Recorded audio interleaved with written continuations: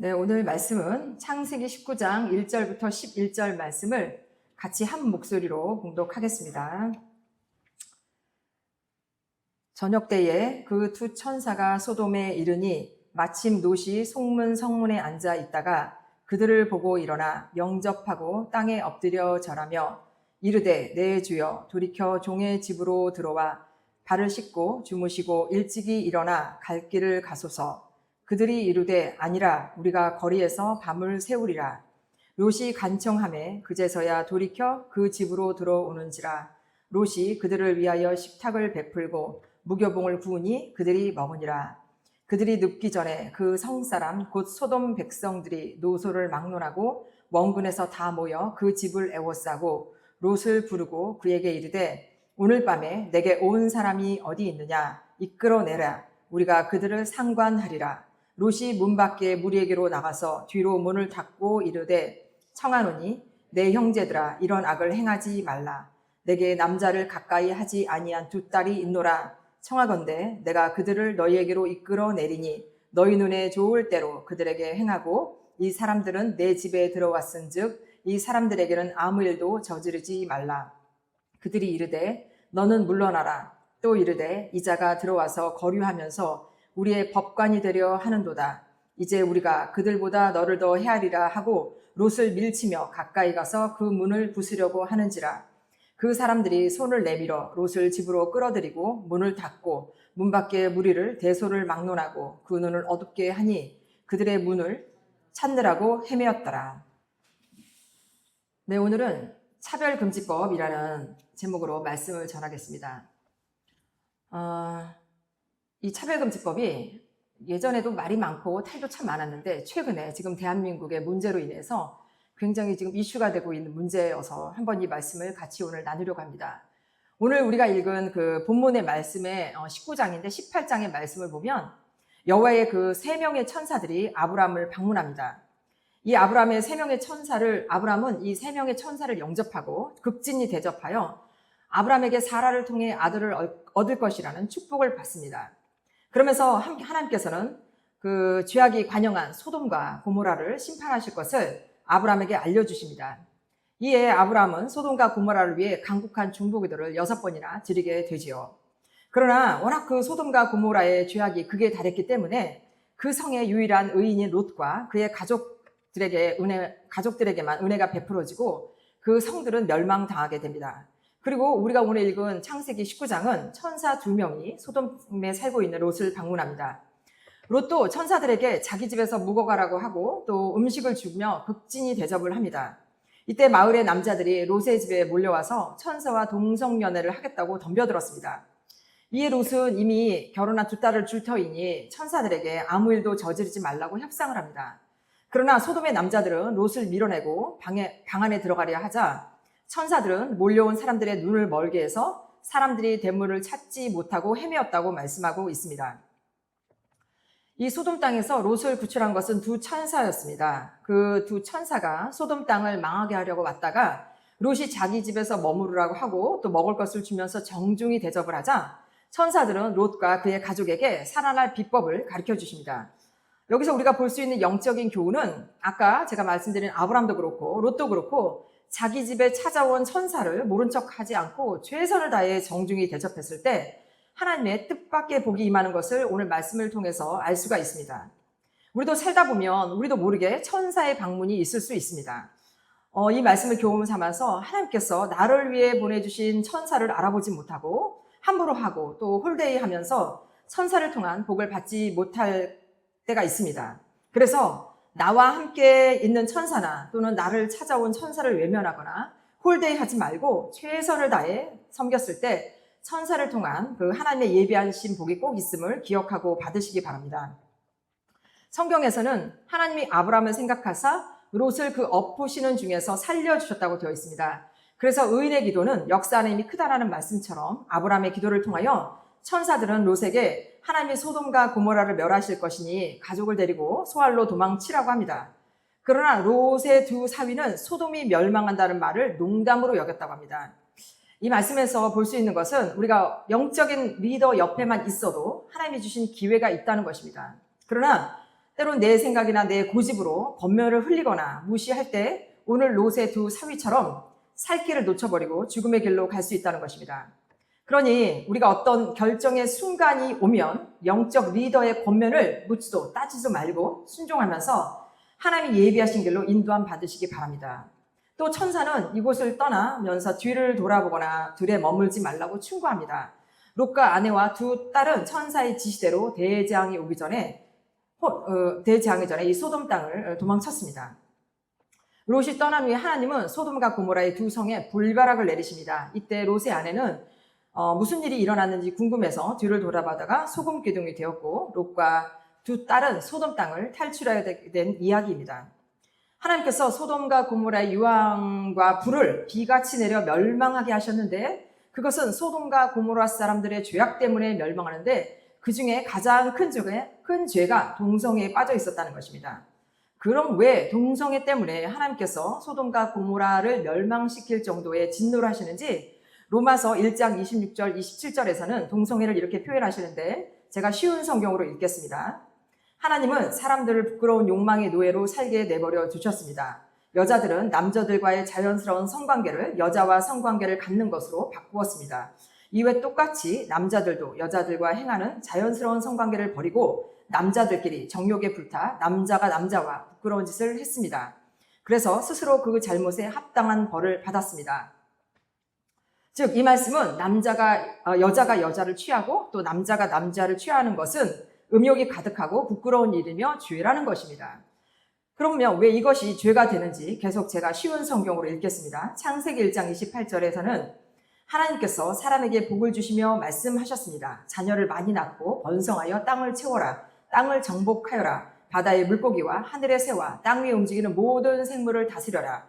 창세기 2장 24절 그리하여 남자는 자기 아버지와 어머니를 떠나 아내와 한 몸을 이루게 되는 것입니다.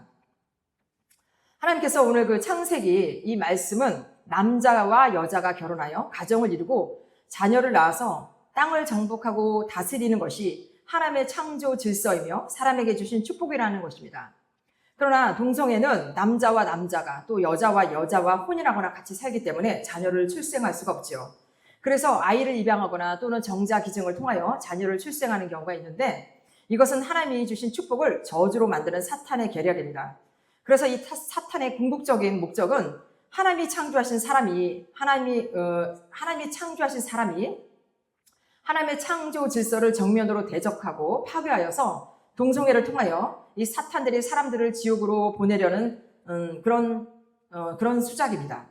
이렇게 해서 하나님께서 주신 순리를 영리로 사용하면 개인과 사회가 혼란과 질병으로 하나님이 주신 축복을 사단의 저주로 바꾸는 것입니다. 특히 남자 동성애자들은 이 동성애를 통해서 악성 치질이나 또는 항문 출혈, 관략근 고장으로 배설물이 그냥 스스로 흘러나와서 평생 기저귀를 사용하고 노예는 혼자 사는 경우가 대부분이라고 합니다. 또 이 동성애자들은 후천성 면역 결핍증, 즉 에이즈라고 하죠. 이 에이즈에 걸리면 수명이 줄고 대부분 평균 수명이 25년 짧고 병들어 일찍 죽는다고 합니다. 지금 얼마 전에 한국의 정의당에서 포괄적 차별금지법이 발의되었습니다. 이 차별금지법은 2007년부터 입법을 시도했지만 한국교회가 막아서 모두 실패하였습니다. 근데 이번에도 이 차별금지법으로 인해서 한국의 교회와 또 기독교 단체와 또 각종 많은 언론과 대학생 단체들이 이 차별금지법이 시행되면 안 된다고 목소리를 높이고 있습니다. 원래 이 차별금지법의 취지는 누구든지 성별, 종교 또는 사회적 신분에 의하여 정치적, 경제적, 사회적, 문화적 생활의 모든 영역에서 차별을 받지 아니한다고 규정하고 있습니다. 그러나 그 안에 들어가면 그 속내는 차별금지라는 이름으로 동성애를 합법화해서 동성애가 죄라고 말하는 사람들을 오히려 역차별하며 예수 믿는 사람들을 핍박하고 교회를 핍박하려는 도구로 사용하려는 것입니다. 왜냐하면 이미 이 차별금지법이 시행된 나라들이 지금 예수 믿는 사람들을 핍박하고 있기 때문입니다. 그중에 기독교 나라였던 영국에서는 믿음을 지키고 말씀대로 살고 또 동성애를 반대하는 목사님들에게 목사 자격이 박탈되어서 많은 목사님들이 지금 영국을 떠나려고 한답니다. 또 길거리에서 한 목사님이 성적 부도덕과 동성애자들의 잘못을 알아야 한다고 외쳤는데 경찰이 와서 이 목사님의 외침이 동성애자들에게 괴로움과 고통을 유발할 수 있다고 체포했다고 합니다. 또 영국 정부에서는 학교 선생님들에게 동성 간의 결혼은 선택 상황이라고 가르쳐야 하고 가르치지 않으면 교사가 될 수 없다고 합니다.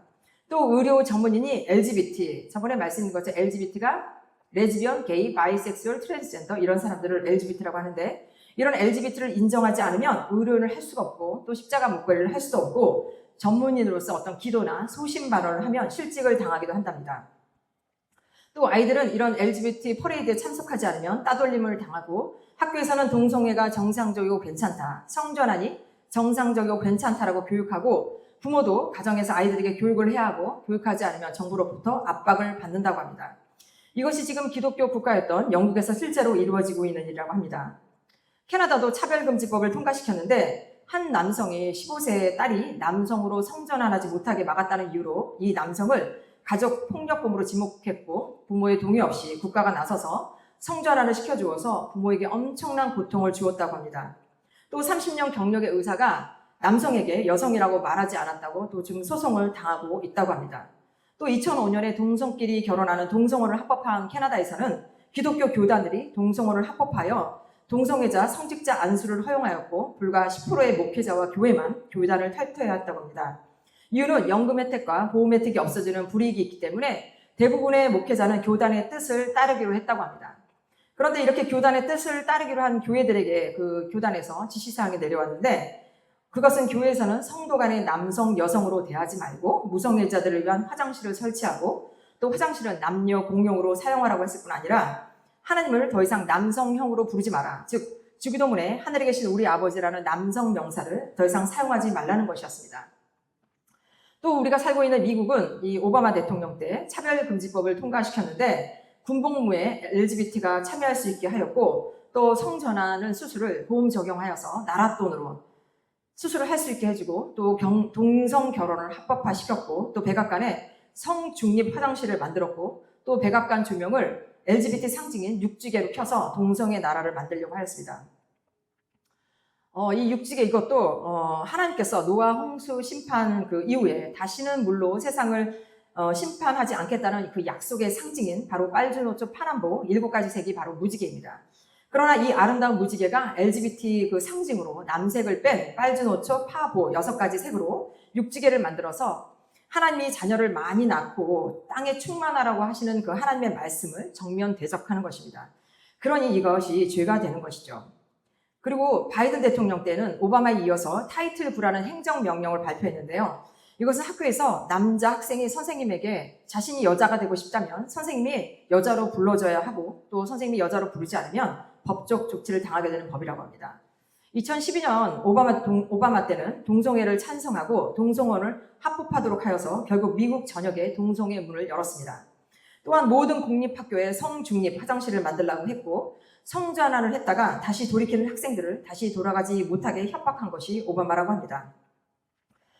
또 지금 바이든 대통령은 2021년 성소수자의 달을 만들었고 이 동성애자를 교통부 장관 또 레즈비언을 민주당 상원 의원으로 이런 LGBT 사람들을 행정관리로 등용하였습니다. 이렇게 지금 미국도 망가져가고 있습니다. 얼마 전 샌프란시스코의 담임 목사가 자신이 동성애자라고 밝혔는데도 연합감리교회 총회장에 당선이 되었습니다. 또 얼마 전에는 LA는 한인교회 담임 목사가 7년 동안 몸담았던 교회를 교단으로부터 파면당하는 일이 일어났습니다. 그 이유는 동성 결혼을 받아들인 그 교단의 뜻을 받아들이지 않았다고 예배 중에 교단에서 목사님의 파면을 선포하는 일이 일어났습니다. 또 얼마 전에 6월 30일 그 미국 엘렌데일 연합감리교회 예배 실황이 유튜브로 올라왔는데 정말 가히 충격적이었습니다. 저도 이 영상을 보았는데 강단에서 한 남성 게이가 치마를 입고 성경 말씀을 읽고 또 뒤이어서 남성 게이 목사가 얼굴에 진한 화장을 하고 이 남자가 여자처럼 진한 화장을 하는 것을 드래그 퀸이라고 한답니다. 이 드래그 퀸이 나와서 이제 설교를 하였습니다. 이때 교인들은 이것을 대단하다고 굉장히 축복을 해주었습니다. 그래서 이런 그 게이들이 이렇게 설교를 할 수 있는 것은 기독교 안에 LGBT 성소수자 그 지지 때문에 할 수 있다고 합니다. 이런 일들이 우리 눈앞에 지금 이루어지고 있는데 우리가 이런 예배를 드린다면 이 예배를 정말 누구를 위한 예배인가요? 이곳에 정말 하나님의 임재가 임할까요? 정말 성령이 함께하는 예배가 될 수 있을까요? 정말 회개가 일어나는 성령의 불이 임하는 예배가 될 수 있을까요? 하나님께서 이런 일들을 가증하고 더러운 것이라고 표현합니다. 이 가증한 것의 히브리어는 토에바인데 몹시 싫어하다, 지독하게 미워하다라는 말뜻으로 도덕적, 영적으로 혐오스러운 것, 구역질 나는 것을 가리킨다고 합니다. 이런 예배를 지금 실제 드리고 있습니다. 이런 일들이 지금 차별금지법을 받아들이는 나라에서 이루어지고 있는 현상입니다. 지금 미국에서는 어린 아이들이 성전환 콘텐츠에 노출이 되어서 성정체성 때문에 아이들이 이제 성정체성 고민을 하면 의사들이 성전환을 모든 문제 해결책으로 의사의 권고로 많은 아이들이 수술을 하고 있다고 합니다. 그러나 막상 이 아이들은 성전환 수술을 받고도 더 많은 우울감으로 많은 혼란을 겪고 있다고 합니다. 그리고 또 어제 뉴스를 보니까 캘리포니아에서는 학부모 권리를 제한하는 법안을 심의 중인데 그것은 그 12살 이상의 성정체성의 혼란의 아이들에게 부모가 너는 남자야, 너는 여자야 라고 했을 때 아동학대로 간주되고 12세의 미성년자가 부모의 동의 없이 성정체성 상담을 할 수가 있고 이것을 부모가 반대했을 때는 학교에서 아이를 집으로 보내지 않고 동성애자, 그 미성년자가 있는 시설로 보내게 한답니다. 그래서 지금 한인을 포함한 많은 학부모가 아이들은 정부의 소유물이 아니다라고 지금 피켓을 들고 시위를 하고 있습니다. 최근에 한국의 국가 고위공직자에 대한 청문회가 열렸는데 그중에 전 헌법재판관이었던 안창호 국가인권위원장 후보 청문회의 발언 때문에 엄청난 화제가 되었습니다. 지금 67세 안창호 후보는 청문회 발언 중에 하나님께서 천지를 창조하셨다. 진화론에 대한 과학적 증명은 없다. 동성애는 사회주의적 혁명, 공산주의적 혁명의 중요한 핵심적 수단이다. 그래서 이렇게 자신의 신앙을 청문회장에서 당당하게 표현했습니다.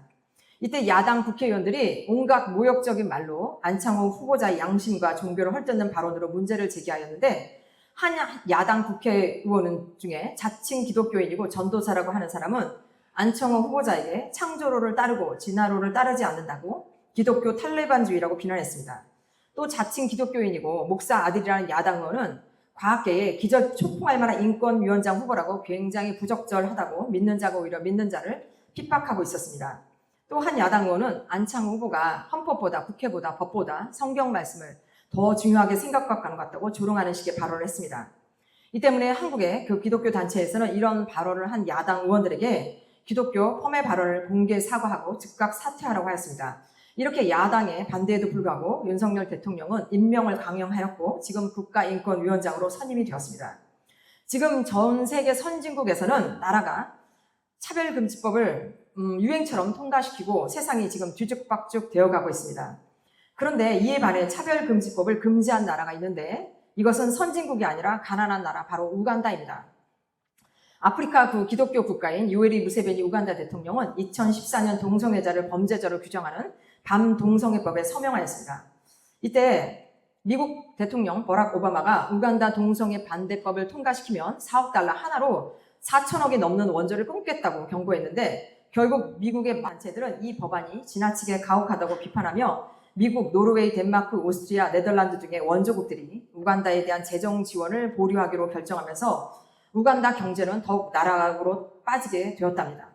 그럼에도 불구하고 2023년 이 요웨리 무세베니 대통령은 우간다에서 최대 사형까지 처할 수 있는 성소수자 처벌 강화법이 대통령의 서명까지 마치자 국제사회의 비난이 빗발치고 있다고 합니다. 아프리카의 가난한 나라, 정말 원조가 절실하게 필요한 나라이지만 한 지도자가 하나님을 섬기고 악한 세력과 싸우는 결단과 용기가 이 선진국이라고 하면서 차별금지법을 통과시킨 그런 나라들보다 이 우간다 국민들을 영적으로 육적으로 살리는 것이라는 생각이 듭니다. 한국은 10월 27일 부산 세계로교회 손현보 목사님의 추진으로 광화문에서 한국 기독교 목회자와 성도가 모여서 차별금지법 악법을 막기 위한 예배가 지금 진행 중입니다. 한국도 이 차별금지법을 막지 못하면 영국처럼 캐나다처럼 미국처럼 똑같은 일을 우리도 당하게 될 것은 너무도 지금 자명한 일입니다. 이 차별금지법은 죄를 죄로 말할 수가 없고 또 여자와 하나님이 세우신 남자 여자의 질서를 말할 수 없습니다. 차별이라고 하니까 그냥 단순히 사람 차별이라고 생각할 수 있지만 결국은 이 법을 통해서 하나님을 대적하고 예수 믿는 사람들을 핍박하고 교회를 무너뜨리게 하는 사단의 근본적인 목적입니다. 그 도구로 지금 LGBT 사람들이 사용되고 있다는 것입니다. 그래서 이 사단의 계속적인 계략에 속으면 절대로 안 될 것입니다. 우리가 잘 아는 WCC, WEA, NCCK에는 다른 종교에도 구원이 있다고 말하고 또 죽은 자의 혼을 불러들이는 초혼제를 또 하고 또 동성애를 찬성하는 배도 집단입니다. 이렇게 배도 집단의 한국 대형교회가 회원가입을 하고 WCC 대회를 한국에서 열고 있습니다. WCC도 처음에는 복음주의라고 하고 동성애를 반대한다고 했다가 지금은 동성애를 옹호하는 속내를 드러내고 있습니다. 또 4차 로잔 대회가 유기성 목사님 위원장으로 한국에서 집회가 열렸는데 이 유기성 목사님은 WCC 임원으로 등재가 돼 있는 분이기도 합니다. 이번에 이 로잔 대회에서 동성애를 반대하는 척하는 입장을 말했는데 이것에 독소 조항이 있다고 합니다. 그것은 동성애가 성경적으로 죄는 맞다. 하지만 그동안 동성애자를 따뜻하게 돌보지 않고 사랑하지 못한 것을 교회가 회개해야 된다라고 했습니다. 이것은 마치 북한을 분별하지 못하고 북한 주민들이 굶고 있으니 도와야 한다고 한국교회가 북한 선교로 엄청난 헌금과 자금을 북한으로 보내요. 결국 북한 주민은 여전히 굶고 돕지 못하고 김정은 일가에 엄청난 자금을 주어서 지금 대한민국에 핵무기로 위협을 받는 적반하장의 상황을 연출한 똑같은 사단의 작전인 것 같습니다. 이처럼 지금 로잔 대회를 우려하는 목소리는 동성애가 죄라면 그 죄에 대한 회개가 먼저 일어나야 하는데 무조건적인 사랑을 강조하며 동성애자들 옹호하는 듯의 발언을 하여 결국 한국 교회를 무너뜨리려고 하는 로잔 대회도 WCC나 WEA, NCC와 같은 종교 통합의 길을 가고 있다고 우려하고 있습니다.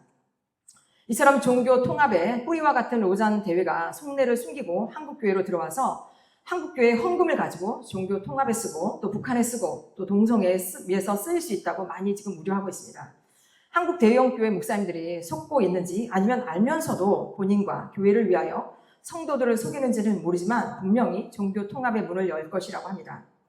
지금 세상은 하나님이 말씀하신 대로 전쟁과 기근과 지진과 종교 통합과 동성애 이런 일들이 예수님 재림 전에 다 이루어질 거라고 하셨는데 지금 이런 일들이 실제로 이루어지고 우리가 눈으로 보며 우리가 겪어야 될 일들이 일어나고 있습니다.